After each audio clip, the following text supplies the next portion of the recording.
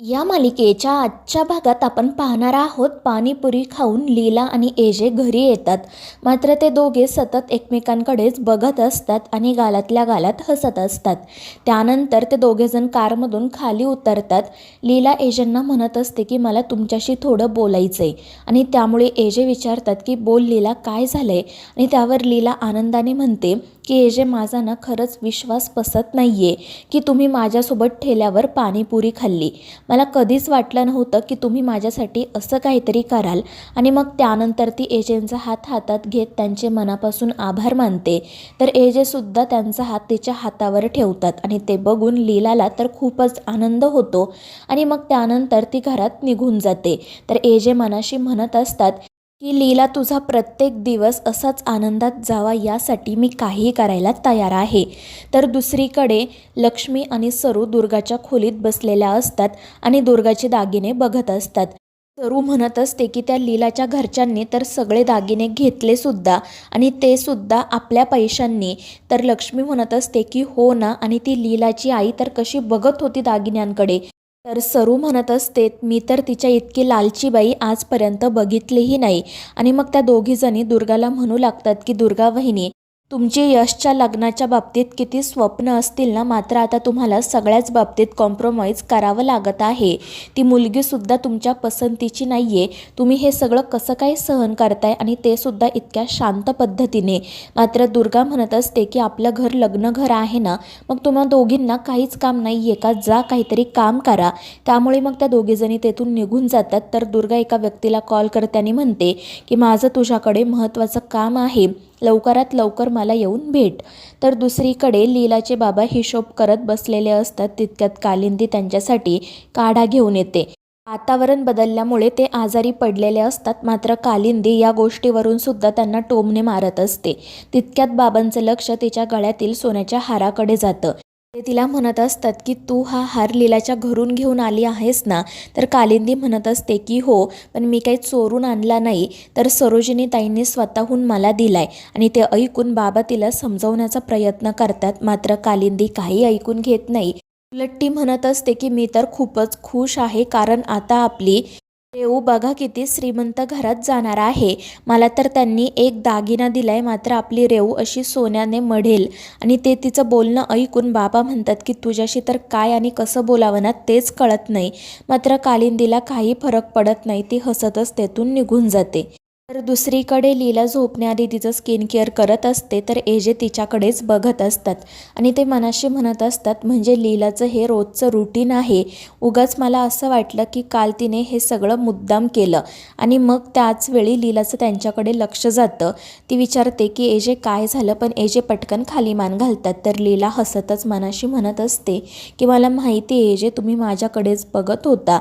आणि मग ती झोपण्यासाठी जाते. तर एजेसुद्धा लगेच लाईट्स बंद करतात.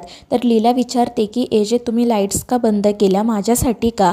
तर एजे म्हणतात नाही, मला सुद्धा झोप आली आहे. आणि मग ते दोघेजण झोपी जातात. मात्र त्यानंतर एजेंना काही मेसेज येतात, त्यामुळे ते त्या मेसेजला रिप्लाय करत बसतात. मात्र या गोष्टीमुळे लीलाची झोपमोड होते. ती एजेंना सांगते की एजे, तुम्हाला झोप आली आहे ना, मग आता मोबाईल ठेवून द्या आणि प्लीज झोपा. तुमच्या या मेसेजेसमुळे मला झोप येत नाही आहे. पण एजे तिला सांगतात की लीला, महत्त्वाचं काम आहे. आणि मग त्यानंतर ते फोनवर बोलू लागतात. त्यामुळे लीला रागातच लाईट सुरू करते आणि एजेंना म्हणते की एजे, आता तर तुम्ही फोनवर बोलायला सुद्धा सुरुवात केली का? मी तुम्हाला सांगितलं ना, मला झोप येत नाही आहे, प्लीज तुमचा मोबाईल ठेवून द्या. आणि त्यावर मग एजे नाईलाजाने हो म्हणतात आणि मग ते लाईट्स बंद करून झोपी जातात.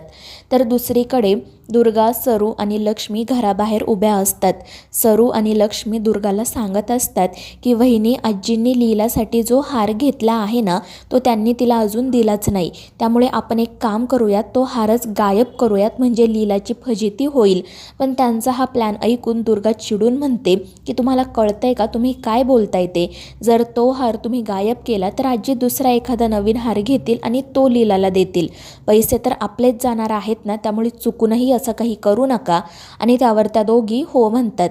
त्यांचं ते बोलणं सुरू असतानाच विक्रम त्या ठिकाणी येतो. मात्र त्याला कोणीही ओळखू शकत नाही, कारण तो मन्या म्हणून त्या ठिकाणी आलेला असतो.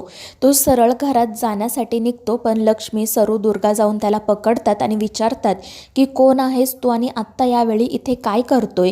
त्यावर तो विक्रम म्हणत असतो की मी मन्या आहे, मी लीलाला भेटायला आलोय. आणि ते ऐकून त्या तिघींना तर धक्काच बसतो. लक्ष्मी आणि सरू दुर्गाला म्हणत असतात की बघा वहिनी, हा लीलाचा हितचिंतक आता सरळ घरापर्यंत येऊन पोहोचलाय. आणि ते ऐकून दुर्गासुद्धा चिडते. मात्र मग त्या तिघीजणी त्या विक्रांतला म्हणजेच खोट्या मन्याला घाबरवतात आणि सांगतात की इथून निघून जा, नाहीतर आम्ही सिक्युरिटीला बोलावू. त्यामुळे मग तो नाईलाजाने तेथून निघून जातो. मात्र त्यानंतर तो सरळ लीलाला कॉल करतो आणि इतक्या रात्री मन्याचा कॉल येत आहे हे बघून लीला घाबरते. तर एजे तिला विचारत असतात की लीला काय झालं, आता इतक्या रात्री तुला कोणाचा कॉल येतोय. पण लीला काही सांगत नाही आणि पुन्हा झोपी जाते. मात्र पुन्हा तिला कॉल येतो, त्यामुळे एजे लाईट्स सुरू करतात आणि तिला विचारतात की लीला काय चाललंय, हे सगळं कोणाचा फोन आहे. आणि त्यावर लीला खाली मान घालूनच सांगते की एजे मन्या कॉल करतोय. आणि ते ऐकून एजे चिडतात. ते विचारत असतात की इतक्या रात्री तो का कॉल करतोय, बघू मला, मी बोलतो त्याच्याशी. पण लीला म्हणते की नाही, मी बोलेल त्याच्याशी. आणि मग ती नाईलाजाने कॉल रिसीव करते. तर मन्या तिला म्हणतो की लीला शुभरात्री. आणि त्यावरती पटकन गुड नाईट म्हणत कॉल कट करते. आणि एजेंना सांगते की त्याने गुड नाईट म्हणायला कॉल केला होता. आणि ते ऐकून एजे तर अजूनच चिडतात. पण तितक्यात पुन्हा मन्याचा कॉल येतो आणि यावेळी एजे तिला सांगतात की फोन स्पीकरवर ठेव. आणि मग त्यानंतर लीला तसंच करते. तर मन्या तिला म्हणत असतो की लीला, मला तुझा चेहरा बघितल्याशिवाय झोप येत नाही आहे, म्हणूनच मी तुझ्या घराच्या खाली आलो आहे. तू पटकन बाहेर ये आणि मला तुझा चेहरा दाखव. आणि ते ऐकून लीला तर खूपच घाबरते. तो मन्या खरंच इथे आला आहे का हे बघण्यासाठी ती बाहेर येते. तर तो मन्या म्हणजेच विक्रांत त्या ठिकाणी असतो आणि त्याला बघून लीला तर खूपच घाबरते. आणि मग ती पटकन आतमध्ये जात एजेंना हा सगळा प्रकार सांगते. त्यामुळे एजे रागातच लीलाला घेतात आणि खाली येतात. तर इकडे दुर्गा, सरू आणि लक्ष्मी बोलत असतात. त्या दोघीजणी दुर्गाला विचारत असतात की वहिनी, तुम्ही आम्हाला तुमच्या प्लॅनमध्ये का घेत नाही आहात. आणि त्यांचे हे सततचे प्रश्न ऐकून दुर्गा मात्र वैतागते. तितक्यात मग पुन्हा तो विक्रांत म्हणजेच खोटा मन्या त्या ठिकाणी येतो आणि घरात जाण्याचा प्रयत्न करू लागतो. आणि ते बघून या तिघी तर घाबरतातच. पण तितक्यात एजे आणि लीला त्या ठिकाणी येतात आणि एजेंना बघून विक्रांत घाबरतो. तर मित्रांनो, या मालिकेच्या पुढील भागांच्या अपडेटसाठी आपल्या चॅनेलला सबस्क्राईब करा.